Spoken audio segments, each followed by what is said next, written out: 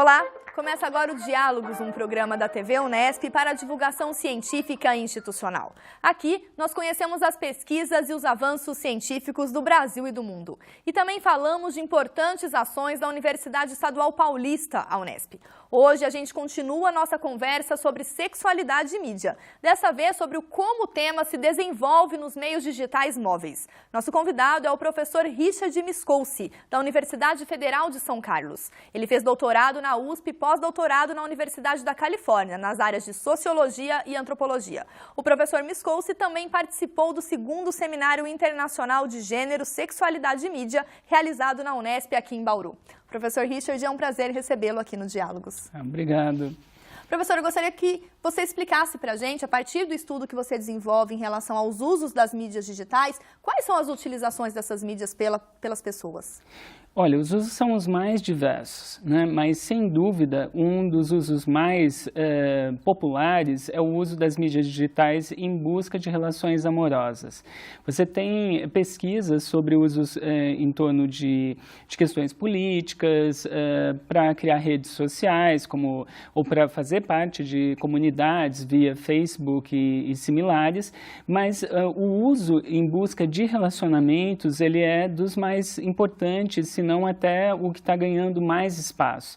E é esse tipo de utilização que tem sido o foco das minhas pesquisas mais atuais, tanto uma em São Paulo, desde o final de 2007, quanto as que eu oriento na Universidade Federal de São Carlos, com relação ao uso dessas mídias no interior de São Paulo, e a mais recente que eu fiz na Universidade da Califórnia, com uma bolsa de pesquisa da FAPESP, tentando compreender como se dá o uso dessas mídias com esses intuitos na região em que ela é mais popular, mais utilizadas, né? São mais usadas nessa região de São Francisco, onde inclusive se criaram essas tecnologias, né?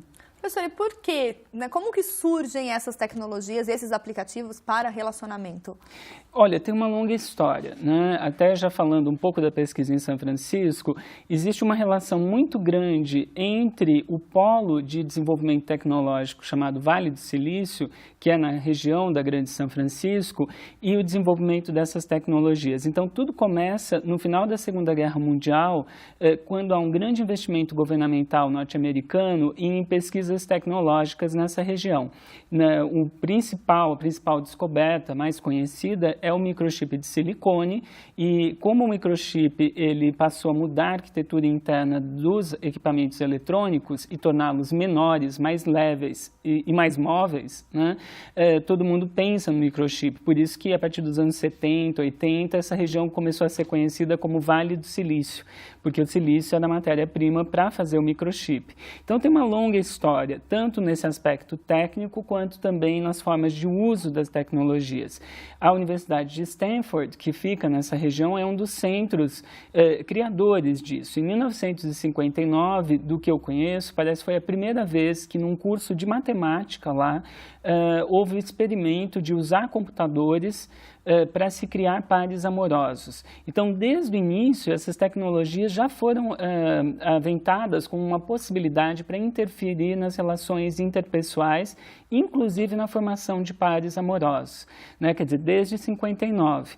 Agora, o grande salto é a partir do momento que as pessoas podem ter dispositivos conectados. Isso vai se dar muito adiante, porque primeiro você tem a invenção do computador pessoal, a sua popularização, depois a junção dele com o telefone para ter acesso à internet, né, nos anos 90, a internet comercial começa nos Estados Unidos em 95, no Brasil entre 96 e 97. Então você vê que o maquinário começa a se associar à rede telefônica. E, posteriormente, você tem a transferência, né, dessa conexão entre o computador e a linha telefônica para os próprios celulares, que são, ao mesmo tempo, quando smartphones, computadores e telefones. Então, esse processo de transformação tecnológica, ele vai permitir, a partir dos smartphones e, sobretudo, a partir do lançamento do segundo iPhone, a criação de aplicativos com esse intuito para celulares, né? Isso se dá em 2009, o primeiro aplicativo criado para celular com esse intuito foi o Grindr, Ele foi criado em Los Angeles por um rapaz de origem israelense, né, Sinkai, se não me engano é o seu sobrenome. E qual era a questão dele? Quem conhece Los Angeles sabe, é uma cidade sem centro. As pessoas têm que se locomover muito para se encontrar e é uma cidade em que as pessoas não caminham. Então, criar um aplicativo em Los Angeles era uma forma de criar um ponto de encontro online, numa cidade em que as pessoas não têm pontos de encontro fixos. Essa tendência, professor, o perfil, se a gente fosse tentar traçar um perfil das pessoas que utilizam esses aplicativos, são essas pessoas muito comprometidas com a correria do dia a dia, pelo ambiente do trabalho, por outros tipos de relação, ou não Olha, tanto? nos Estados Unidos, inicialmente, foi para esse perfil que é criado, né? Pessoas com menos tempo ou com a dificuldade do espaço urbano em prover pontos de encontro para elas. Ainda mais no caso de gays, porque a maior parte do espaço público é heterossexista, é preconceituoso. Então, pela impossibilidade de se expor no espaço público, se tornou possível criar um espaço online para se encontrar, né? Então, foi a necessidade ligada a uma realidade local, no caso de Los Angeles, que permitiu e até incentivou a criação desse aplicativo. Agora, a partir do momento que se criam outros aplicativos, inclusive para heterossexuais, como é o caso do Blender, que é do mesmo criador do Grindr, e está disponível aqui no Brasil, e quando ele viaja, ele passa a ser usado em outros contextos urbanos, aí vai depender. Você falou correria do dia a dia. Bem, uma cidade grande tem correria do dia a dia, mas pense pessoas vivendo em cidades muito pequenas ou muito isoladas no interior do Brasil. Quando elas baixam o aplicativo, não é por falta de tempo, elas têm até excesso de tempo, mas elas não têm pessoas para conhecer. Há uma escassez de pessoas, de parceiros amorosos, de potenciais parceiros para namoro, casamento ou sexo. E esses aplicativos permitem conectar essas pessoas apesar da distância. Então, é uma questão de geografia, também de cultura, de comportamento. Sim, quer dizer, o aspecto de onde se usa é muito importante. Eu diria que, ainda que haja uma conexão absolutamente clara entre os locais em que se desenvolveram essas tecnologias e para que elas foram desenvolvidas, quando a tecnologia viaja, ela vai ser usada em cada cidade, em cada contexto nacional ou do interior, de acordo com as necessidades que as pessoas têm ali. Em cidades grandes pode ser pela dificuldade de se mover. São Paulo é uma cidade com alto problema de mobilidade atualmente, todo mundo sabe. Então, o aplicativo ele permite que você, estando em casa, conheça pessoas sem ter que enfrentar o trânsito e tudo mais, ou a falta de tempo. Mas, como eu disse anteriormente, no interior do Brasil, em contextos, por exemplo, no caso de homens procurando outros homens para relacionamentos. Imagina, eu tenho um orientando que tem pesquisado um pouco o interior do Mato Grosso do Sul. Então, dentro de um raio muito grande, não tem quase cidades muito pequenas, com 5.000 habitantes. Como que naquele contexto familista, conservador, inclusive possivelmente, potencialmente violento para pessoas que possam ser reconhecidas como homossexuais, como homens poderiam conhecer outros homens? Os aplicativos provêm nesses contextos também, que não são marcados pelos problemas da cidade grande, condições para que as pessoas criem rede de relações. Amigos também, né? Tá, e um pouco mais sobre o resultado de outras pesquisas que você desenvolve a partir desses aplicativos, a gente conversa daqui a pouco. O Diálogos vai para um breve intervalo e já volta. Fique com a gente.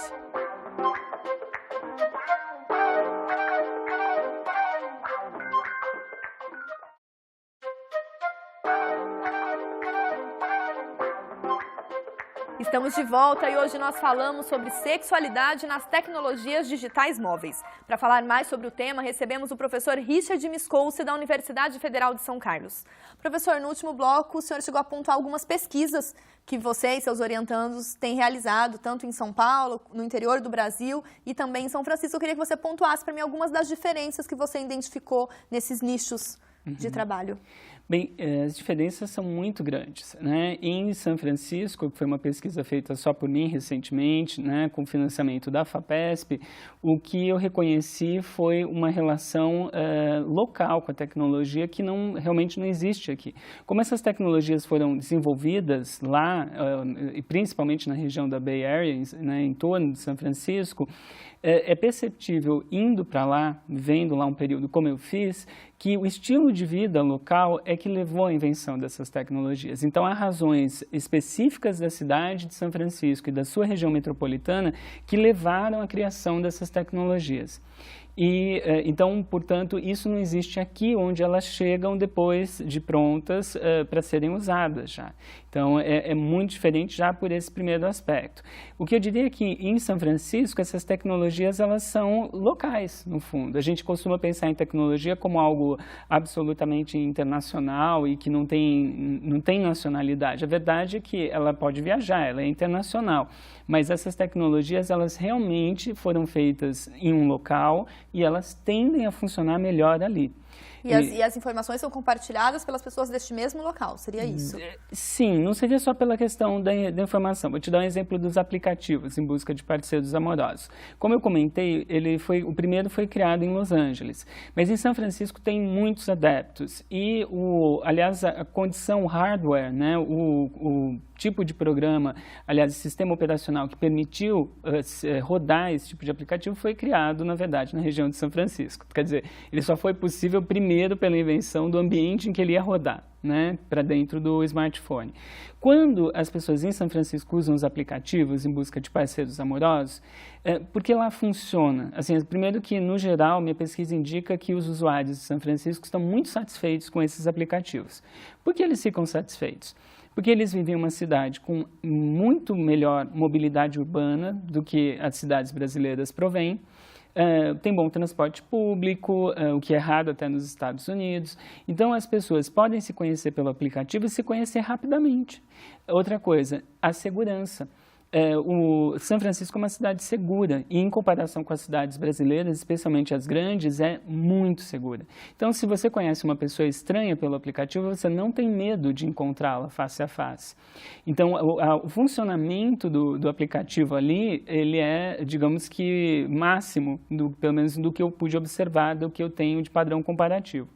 Em São Paulo, capital, o uso do mesmo aplicativo ele vai se dar em um contexto muito diverso. Para começo de conversa, São Paulo é uma cidade sem mobilidade, muito difícil de circular, o trânsito é péssimo, o transporte público segrega a cidade, até os protestos de junho tiveram origem a partir disso. Então, as pessoas se conhecem pelos aplicativos, mas é difícil conseguir se encontrar fisicamente, muito mais do que lá. Outro aspecto é aquele também da segurança. São Paulo é uma cidade perigosa. E por ser perigosa, o aplicativo tende a ser menos eficiente, digamos assim. Os usuários reclamam muito, os que eu pesquisei, entrevistei, acompanhei no uso dos aplicativos em São Paulo, que os aplicativos não provêm o que aparentemente eles propagandeiam. A verdade é que eles poderiam oferecer, mas a estrutura urbana brasileira não permite. Você pode conhecer uma pessoa imediatamente, mas e o risco de ser assaltado, roubado e tudo mais? Porque a proposta do aplicativo é promover esse encontro presencial que a gente fala depois desse primeiro contato digital, virtual. Exatamente. Essas tecnologias, elas não são feitas para substituir a realidade. Elas são tecnologias mediadoras de contato, elas provêm contatos e as pessoas, por exemplo, nos Estados Unidos, usam dessa maneira. Você conhece, você cria contato e vai conhecer a pessoa. A ideia é ser o mais rápido possível e ele é o único mediador. No Brasil, eu acabo de voltar de São Francisco, eu descobri que os usuários, por exemplo, no Brasil em geral e em São Paulo em particular, eles começam contato por esses aplicativos como Grindr, Hornet e outros, aí eles pedem o WhatsApp da pessoa, aí se troca o WhatsApp, algumas pessoas trocam Skype depois para conversar pelo Skype, por fim o Facebook e depois de não sei quanto tempo vão se encontrar. O que isso mostra? Uma necessidade de muito mais mediações para se conhecer no Brasil pela insegurança. Para estabelecer uma relação de confiança, podemos dizer. Isso, quer dizer, não é porque brasileiros são mais desconfiados que americanos, é porque vivemos uma sociedade muito mais perigosa, com muito mais violência, e, portanto, as pessoas elas vão num processo de filtragem até encontrar face a face. Então, a mesma tecnologia opera de formas diferentes de acordo com esse contexto. No interior de São Paulo, onde estão as pesquisas, concentradas as pesquisas que eu oriento na UFSCar, dos meus orientandos de graduação, mestrado e doutorado, o que a gente tem verificado é o uso desses aplicativos em busca de segurança também. Não tanto da segurança com relação à violência física tão presente em São Paulo, mas sim a violência simbólica. No interior de São Paulo, em cidades médias como São Carlos, Araraquara e provavelmente Bauru também, o ambiente é extremamente marcado por valores heterossexistas, familistas. E como há um grande preconceito com relação a homossexuais, os homens que buscam outros homens para se relacionarem nesse contexto não querem ser reconhecidos como homossexuais. Quer dizer, não é por uma falta de caráter ou de coragem, mas é porque eles têm experiência social de sofrer preconceito e retaliações morais durante a vida. Então, quando eles veem um aplicativo, eles usam esses aplicativos para conhecer parceiros de maneira a manter uma imagem social, particularmente no trabalho e na família, hétero. Não que eu acho até que eles não têm a ilusão de que as pessoas creiam que eles são heterossexuais. Eu acho que o momento atual no interior de São Paulo é muito mais de aceitar a existência de homossexuais desde que eles não sejam visíveis. Então, é mais confortável e seguro para um homem que se interessa por outro homem adotar uma presumida heterossexualidade, e isso é provido facilmente. É só ele não ter um parceiro amoroso. Se ninguém vê ele com um parceiro amoroso, fica na dúvida, e aquela zona cinza da dúvida é proteção. Então, os aplicativos no interior de São Paulo são usados com o intuito de criar relações em segredo, em busca de proteção da violência simbólica, que ainda é muito marcante no interior do estado de São Paulo, onde essas relações não são aceitas em ambientes de trabalho, da família e mesmo no espaço público, como a gente tem muitos casos aí de violência até contra pai e filho que foram confundidos com um casal de namorado, a gente percebe que a recusa dessas relações ainda é muito forte. Um pouco mais, professor, sobre essas relações falamos daqui a pouco. Vamos para um breve intervalo e já voltamos. Não saia daí.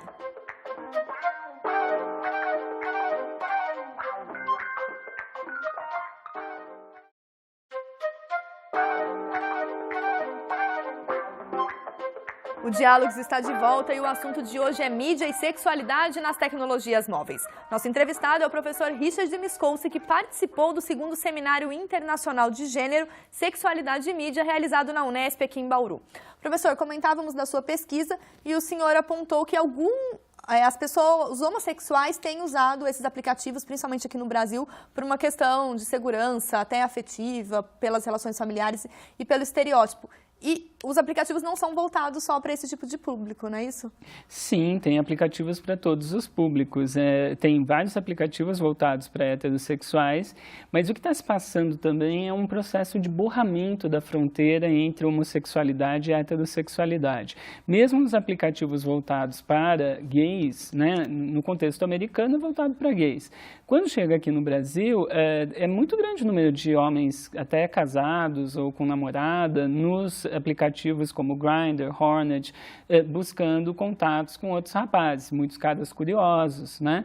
E os aplicativos voltados para heterossexuais, quando a pessoa vai preencher o perfil, alguns, ao invés de você é hétero, homo, bi, colocam assim, aberto ao que aparecer, tanto faz, e por aí vai. Isso mostra como essas novas tecnologias, elas vêm junto com o processo de transformação das relações em geral. Então, o que está se passando é o fato de que, em condições de anonimato, as pessoas se sentem mais seguras para a experimentação sexual e para mais liberdade na busca dos seus parceiros. Além dessa questão de borramento da fronteira entre hétero e homossexualidade, é perceptível que as mulheres, em particular, se sentem muito mais seguras no uso desses aplicativos.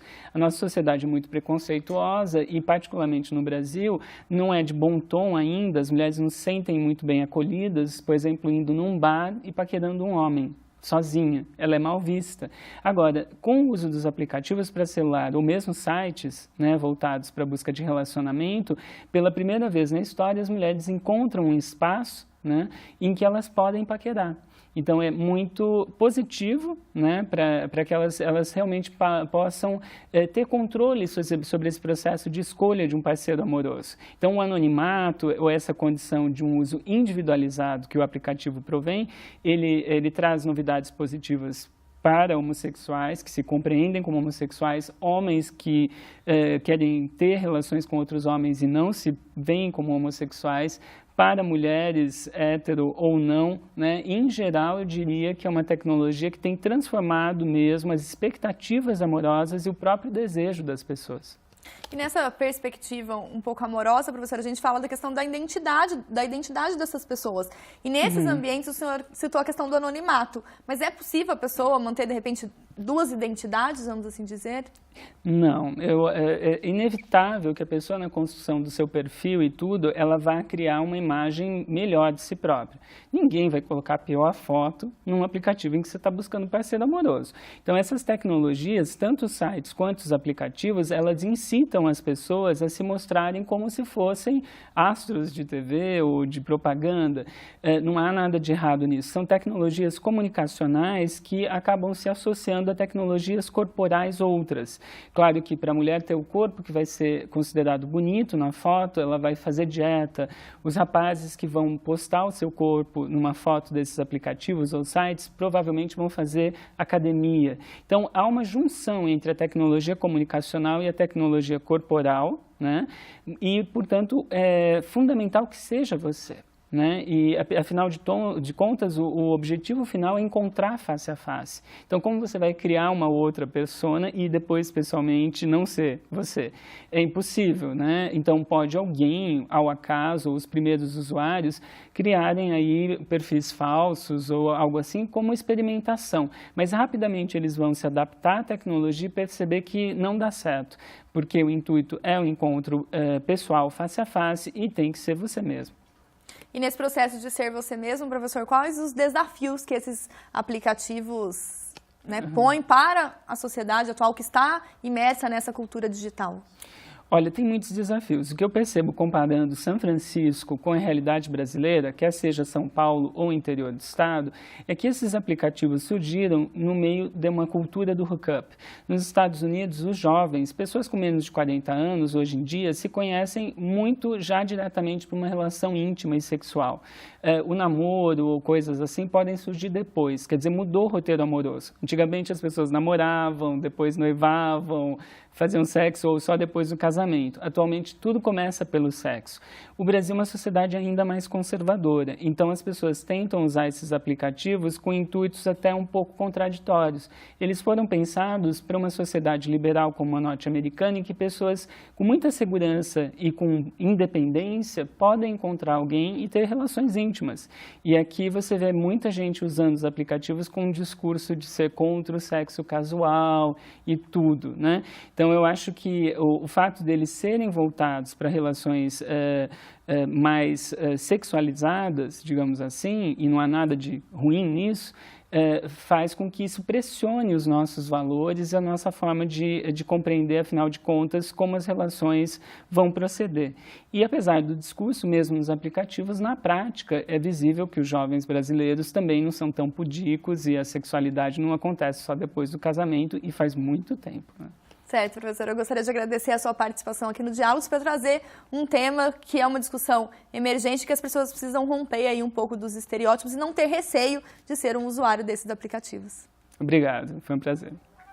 O Diálogos de hoje termina aqui. Em nosso site você pode rever este e os demais programas.